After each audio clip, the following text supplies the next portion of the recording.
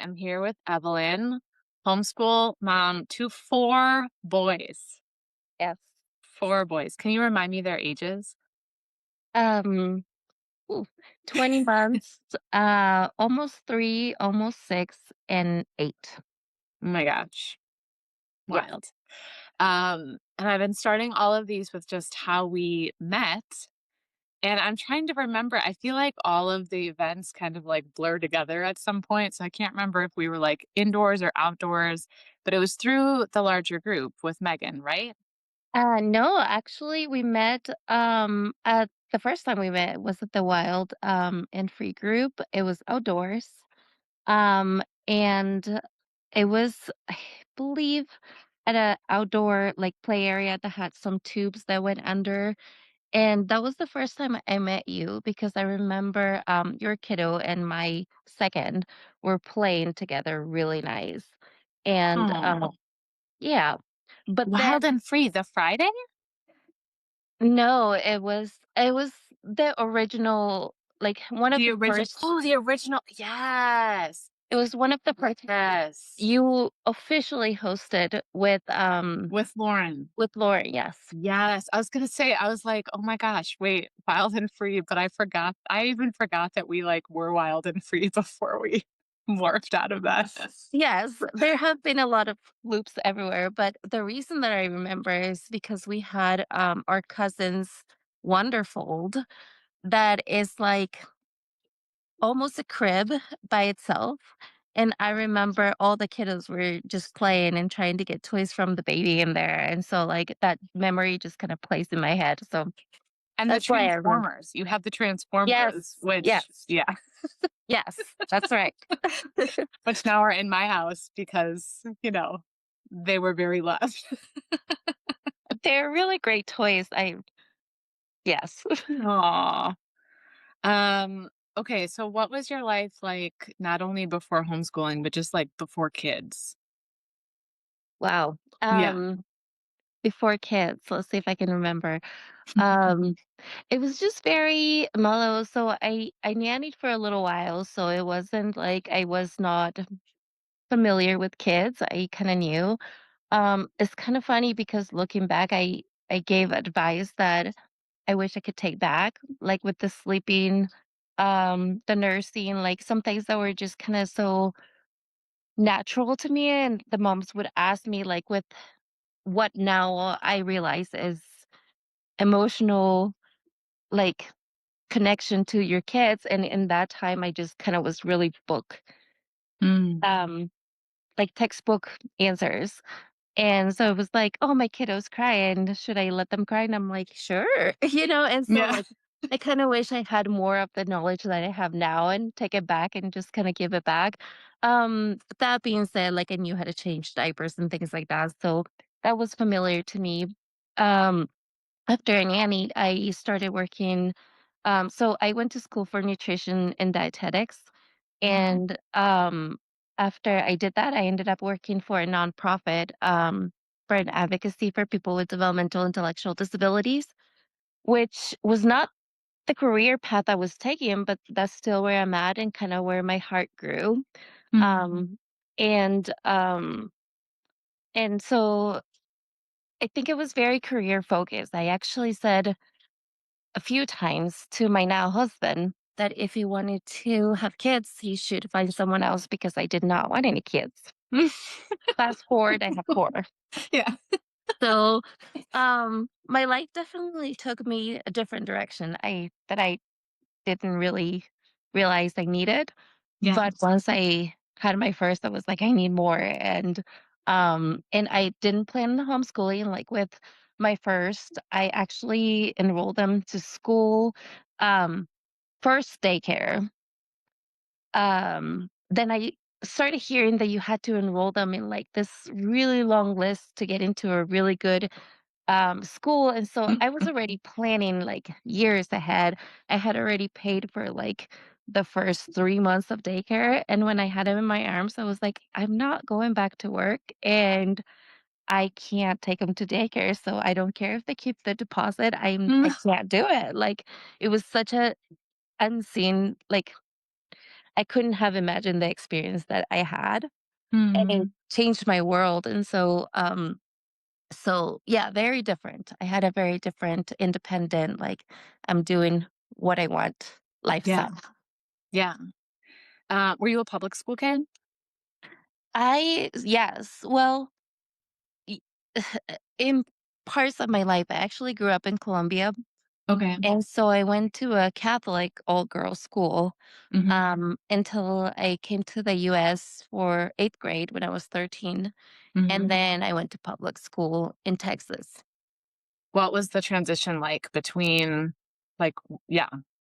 It was terrible, Yeah. terrible, because it's such a tricky age too, and you That's just what I was just thinking, yeah. looking to fit in, and, you don't speak anybody's language, and, yeah, there was a lot of, like, hurdles, and but I was determined, and I got signed up for a ESL class, and I didn't wanna be in it because I felt different, and Mhm. so, I learned English by listening to music and listening to the record tape and pausing it. I remember at the time it was, like, in sync, and then I would translate the lyrics and then, taught myself English because I just needed to, and, but it was still difficult. Yeah, for sure. Man, NSYNC would be so honored if they knew that they were part of your English speaking journey. That's hilarious and amazing and inspiring all at the same time. Um, okay, so homeschooling, like how, you mentioned not wanting to take your firstborn to daycare. How did that then translate into homeschooling? Like how had you learned about homeschooling and what was it that nudged you to follow that path? So I think that once I decided to not follow the daycare route, and and then I kind of relaxed and just kind of started doing things, started joining classes. Um, but then I think it was through meeting people and like learning more about it. I actually met Amanda, who is Mm, also part of the group, when first kiddos were probably like 4 and 5 months. They're like a month apart. Um, and she brought up homeschooling, and so then my brain just started kind of like looking into it. Then when our second came, the pandemic, it was right during the pandemic, and I started talking to family members who were discussing school at home and how they got done with the biggest part of the work within an hour, and then they didn't know what to do with their kids. And so then I started analyzing that aspect of it mm. until then I listened to the book, The Wild and Free, or is From the Wild and Free, was it? The Call of the Wild and Free? Yes, The Call in the Wild and Free was my first book, and then I read Parent Hunt Gather, Mhm. and I feel like those two books sold it for me. Yeah. And then I talked to my husband. He was a little skeptical at first, but then I was like, it doesn't have to be forever. We'll do it 1 year at a time, and we'll Yeah. see how it goes. Turns out our oldest ended up being neurodivergent, and we didn't know this when we made the decision, but we're so thankful we did Mm, because he would have not thrived in a school environment. mm. And so that was kind of a blessing in disguise. But that inspired us to continue past that first year Yeah, yeah. and then continue it with the rest of the boys. Yeah. Do you feel like, you follow, like, a certain homeschooling philosophy, whether it's, like, unschooling or Waldorf or classical? Like, where do you land in sort of the curriculum versus no curriculum, that world? I think I fit into all the categories. I mean, I Yeah? just pick and choose pieces of things that are good for us. Like we're a spiritual home, but we don't follow religion. However, we do follow the good and the beautiful math and language arts because it's just really straightforward. Mm. Um and so we don't follow other subjects on that. We kind of do science, like on our own, and then history kind of what inspires the kids. Like if they're into a topic or they see something in a museum and they want to dig into it, we do it. Mhm. Um, but but I think that the reason that we like Good and the Beautiful is because it's easy with 4 kids. Yeah. And there's a lot of independent work and, the materials are right up front. And Yeah. so, but that being said, we don't follow a school year, like, checking every day. It's kinda where the day takes Yeah. us, and, so that's a little bit of unschooling as well. Yeah. We do have a program that they attend to on Tuesdays, Mhm. so that is more of a school vibe that Mhm. they go to, and so Yeah. they get that there, they get, unschooling here. I mean, most of their day is playing outside in the dirt, Yeah. and then we try to make it to places. I think that because there's 4 of them, it's really challenging with schedules, Yeah. so we do what works, Yeah. on a daily basis and hope for the best. Yeah. Well, with naps, like, coordinating all of that too, I mean, yeah, different ages and stages, it does definitely make it challenging, for Yes. sure. Yes. Did you have expectations going in about what you thought it would be like, and how have those expectations or the lack thereof kind of matched up with, like, the reality of the day to day? Um, no, so I had really high expectations for homeschooling life. Like I imagined this Pinterest. I will do the letter of the day, have everything organized, kind of setting, and Yeah. we'll have our own homeschool room and then an independent area. And it just turned out we do it on the kitchen while we're simultaneously cooking and doing dishes and, Yeah. holding a baby in one arm, so it can be very chaotic to where what I expected, like, sitting circle time and doing this, like, beautiful I don't know, like, this beautiful scenes which don't happen often, Yeah. but, we do read every day, which is, like, my favorite time, Yeah. when because the boys actually really love reading, and it's the one time where they will actually sit quietly. So we love that part of the day, but everything else is just kind of like we're outside, one kid with a school, one kid with a snack, spilling the snack on the paper. So Yeah. it's not what I expected at all. Um, but it's beautiful in its own way. Yeah, totally. When you think of your favorite homeschool days, what do they entail? Like, what's happening? What's the vibe? Yeah. So another thing which is pretty funny and I'm hoping more common than I realize is that my kids will complain every day when they have to do school. Even though it's possibly 30 to maybe an hour if there's an art part to their lessons. They will act like it's so tragic, and I feel like I was so disappointed with that because I'm like, "But you have the whole day to play." Like, this is like and I've caught myself saying, "If you were in a school, you would be doing what someone else says for 7 hours." And Yeah. I try not to, but I just feel like, "Don't you get it? This is, like, not even what I had to do," you know? Yeah. So, I'm trying to, like, separate my emotions from it, but, they will complain every morning when they have to do school, but they do school, typically before or after breakfast. Like, usually we start at least with 1 lesson before breakfast. Mhm. Um, and then they'll finish it after breakfast, and then we try to go do an outing, like whether it's a bike ride or a museum or something like that. Then we'll come back for nap times and do like a little quiet time reading. Um, like I said, my boys love reading, so like my oldest will sit in his bedroom for hours just Mhm. devouring books. Um, but then they have gotten like we are right now at a phase in their play where they all 4 of them will play together for hours, and they have this Mhm.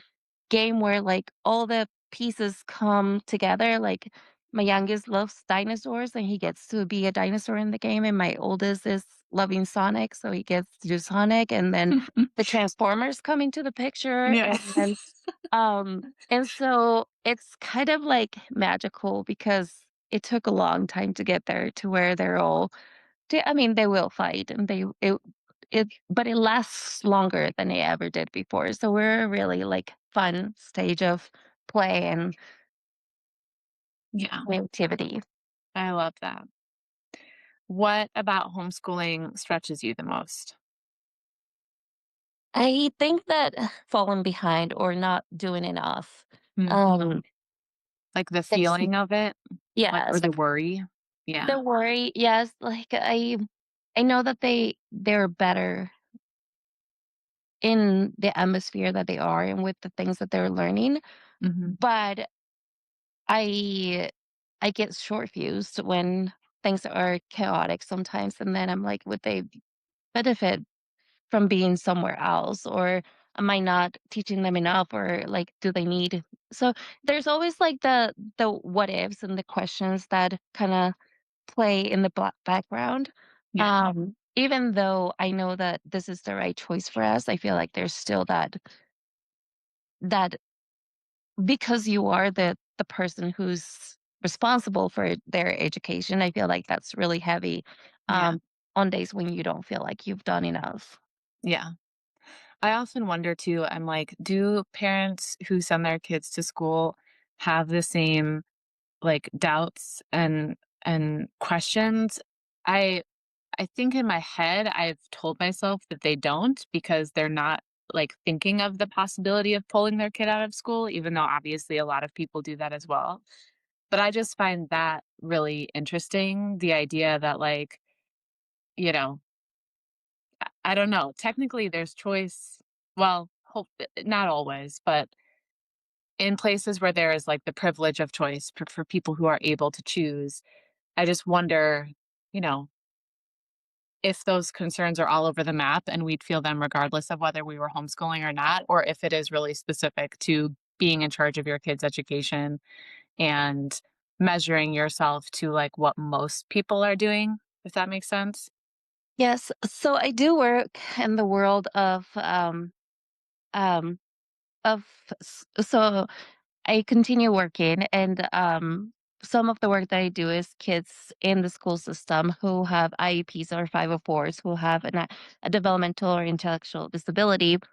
And I hear parents worry about different things. So Mm, they're more worrying about like bullying or um unfortunately like scarier things that we have yeah, in society right now.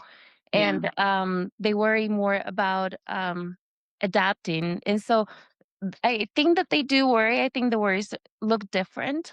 yeah, But the educational aspect of it only comes up with this kiddos. I feel like with other kiddos, it doesn't come up as much because we are trusting that the teachers are handling it. So that pressure comes off of us or yeah, parents that I work with, and then that's the pressure that comes to us as homeschool parents. So I think yeah, that that's a little bit of what I've learned in the past years, but again, it's who I work with is a minority to the big scope of parents. yeah. Yeah, it's interesting. I mean, my hope for all parents would be that, like, you know, they're able to choose what they think is the best option for their kid and, hopefully we all feel, like, more settled in our choices, like, that would be my hope. But I also know that a lot of people don't have a choice and, yeah. So, um, how do you feel like homeschooling has changed you, yourself, but also maybe, like, how you think about learning and education? So I definitely think patience has been my biggest learning. Yeah. Um, I'm I'm not so I had a really tough childhood experience with school. Like I had to be almost perfect Mm. in so many aspects, and so I kind of expect that from my kids. And I had to relearn that that is not the expectation of schooling. Yeah. And so learning patience around that is that everybody does have their own learning curve, Yeah. and meeting each one of them at that curve Yeah. has been really actually awesome to learn because I feel like that pressure as a child was really rough on me. Yeah. Um, and I think that I have relearned and learned things that I kind of just checked boxes when I was younger because there was so much pressure. But Yeah. now going back to things like even stuff that I learned in college, like science and like learning about the cells and just the videos that the kids have and everything, watching that, I'm like, oh, well, this makes a lot of sense compared to the books I was reading, and Yeah. so like getting to relearn those things and actually like from the beginning, I also feel like I skipped a whole chapter because from going from Colombian to like English and um, science in a different language was just like so hard that I didn't really collect those pieces of information long term. And so, like, Yeah. now getting to see them again, I'm like, oh, this is really cool. And so I feel like a kid again, trying to relearn those things and getting excited about it. And I found myself many times being like, hey, are you ready to read this? Or hey, can we do the next chapter? And Yeah. so that's been really, really cool. Yeah. I love that piece of it too, like learning with them and rediscovering things. Are Yes. your kids bilingual? Sort of. I Yeah. don't know. I think they understand more that they let off, but they refuse to speak Spanish. So that makes it really difficult to gauge. We're Yeah. working on it. We're working on the problem with us too is that I don't have many friends who speak Spanish, and Yeah. my husband is not fluent in Spanish, so it's just me. And I Yeah. think that they think that I'm crazy because I'm the only person they see who speaks Spanish. And so I'm trying to make more friends or acquaintances where they can be more exposed to it. Yeah. But I mean, I make them when they do watch TV, I make them watch in Spanish, so they're collecting something. Yeah. Yeah. That's awesome. Um, when things feel hard or when patience is thin or it's chaos and you're doubting everything, do you have some like practices or things that you feel are particularly grounding for you? I love to tap, and so I usually have to give myself out of the situation because I can get very heated very quickly, but I know that about myself. And so I usually like let them know I'm feeling really overwhelmed or I'm feeling anxious right now. I'm going to need a minute and I'll come back to the listen when I'm ready. And then I usually do like some tapping, a quick like jumping jacks or something just kind of to get my body back to regulated. Yeah. Um and um and so that's kind of what I go to. If I do lose it, I like to apologize to them because I am human after all. And Yeah. they have really gotten good at understanding that piece of things and like how we operate because I mean, there's a lot of us, how we Yeah. operate. And one of the things my third kiddo does really good is when he sees me now um, starting to get a little worked up. It's like, Mom, when I get angry, I take a deep breath. I'm like, okay, thanks, kid. So he's like, now, in addition to me doing the work, I have some cheerleaders over Yeah. there. Some Um, backup. yes, helping me with that as well. My favorite is when the kids are like, "Remember you said you were gonna work on that?" I'm like, "I got you." Yes. Still They're like, there. Mom, your voice is getting a little bit high. Okay. Yes, you're right. I've taught you Nothing well, but like also stop it. yeah, kids keeping you in check, always, always. If you could speak to yourself at the beginning of your journey, what would you like that version of Evelyn to know? Oof. I think I would say, don't worry about buying all the things. Mm, Like, I think I was so overwhelmed by the whole thing that I bought all the books, all the things, and 90% of them I didn't end up using, and it was more like playing with sticks and playing outside, and so, um, less is more. Yeah. Yeah. That's good advice. Is there anything that we didn't cover that you feel like would be fruitful to talk about or any questions you'd like to add on? I would say that the journey is still 1 year at a time. Mhm. Thinking about a future, when they're in high school, all those things just create a little bit of anxiety. Yeah. And so we just take it 1 day at a time and also take the kids' input as they get older. If Yeah. they do think that they want to explore the school system, things like that, I'm not opposed to that. But just letting go of that fear and just, there's no right or wrong way, just doing it and seeing if it works. And if it doesn't, at least you tried. Yeah. So true. And it's also like I'm hearing you say take it year by year and like right now, so we're filming this in January. It's like everything for next year is like happening, like that's just how the world works. And so I think sometimes that can like stir up a lot in people too. You're like, "Oh my gosh, we literally just finished the last year and I'm already having to think about next year." Um, but I think the beauty too is like you can always change your mind. Like I know so many people who have pulled their kids out, halfway through the year or decided to homeschool or put their kids back in school, like it changes all the time. And so, yes, that can make it feel like a little fragile or like nerve-wracking because you don't know what the change will be, but it's also like a nice reminder, I think, that even when you make a decision, it's not like final, you know? Yes.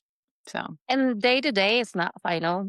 I mean, yeah. I sometimes have a whole lesson, a whole idea, and then my kids are like, "Oh, we really want to go to the splash pad," and I'm like, "Okay, let's change plans," because it's a beauty for me. It's also scary because I like control and I like schedules and um I like to be organized. I like to know what's coming. And I learned to be very flexible with the kids because they're like, let's do this. And then I end up having a really fun time. I'm like, okay, Yeah. now we can go back home and do whatever work we were planning on. But we got this really fun day that happened. So Yeah. day to day changes too. And there's so much learning in those moments too, I feel like. Like I have been surprised a lot of times at like, the days I have planned and then it goes out the window and we end up doing something else. But that something else that was led by them ended up taking us down like a totally different rabbit hole that was like equally, if not more fulfilling than the thing that I was wanting them to do, like that thing that I had planned. So I feel like it's surprising in that way too. Which is nice, and then, of course, there's days where, like, nothing gets done, and it's Yes, it's just absolutely. pure chaos, but I like to think that, it's all a balance, and it's part of it too, so, And they're learning on those days too, yeah, negotiation, argument resolution, yeah, whatever you want to call it. But yeah, it's true, and I also think that I mean, I could go off on a whole tangent about this, but I think, it's refreshing to have these conversations with the other homeschool moms because I do feel like kind of a theme that I'm seeing even in the conversations that I've had so far with people, both for this interview project, but also just in life, is like what we value in terms of what kids are learning is, I think, different than what we've been taught to value that learning and education is. And so I I actually think that, relationship building and that conflict resolution stuff, like that to me is more valuable than like these 10 facts that this kid needs to memorize to do really well on this test or whatever. And so I do think that the more that we, keep talking about how there's lots of different things to learn and valuing those life skills that you ultimately need when you might not I mean, yes, I know there's certain things that we like have to learn, but a lot of that I know I'm not using. Mhm. But I could still use some, like, relationship conflict resolution, Absolutely. So, I don't know, just the whole framework around what we find value in and, what learning actually is, and what school is too. I think that's part of what being a homeschooler sort of starts to unravel and also, like, rediscover. Yeah. No, I absolutely agree with that, and I think that I could go probably on hours for this too, but, um, just so like, body regulation, I don't think that our generation or even older and younger, I think that just now we're starting to teach children how to regulate, and I think that's gonna put them way above and beyond where we are now because there's going to be less anxiety or like ways that they can cope and be able to finish their tasks where we're really struggling or I don't know, I feel like in this society wise we're really struggling with anxiety and Yeah, depression and regulation and communication, and so it's going to be a really wonderful thing to see our kiddos grow up and be the better at those things. yeah, for sure. There's a book, have you heard of the book, The Coddling of the American Mind by Jonathan Haidt? I have not. Yeah, it's in a nutshell, I mean, there's more to it than this, but the piece that I always come back to is just the idea that, like, even college campuses right now, like, we're seeing this where, not only, like, mental health stuff, but also um, this feeling of like fragility in the kids of like not being able to just like do things that they need to do and that you'd think like if you're at a college you'd be able to do these certain things and obviously it's a symptom of like the world that we live in and everything that's going on and I mean Jonathan Haidt I think attributes a lot of it to like technology and all of that too, pros and cons um but yeah, I do think that there's like a resilience that can come from learning how to regulate your body, and knowing when you need to take breaks and having that spaciousness to learn in the way that like you learn best versus like trying to fit into um, a very like standardized way of learning, if that makes sense. So Yeah.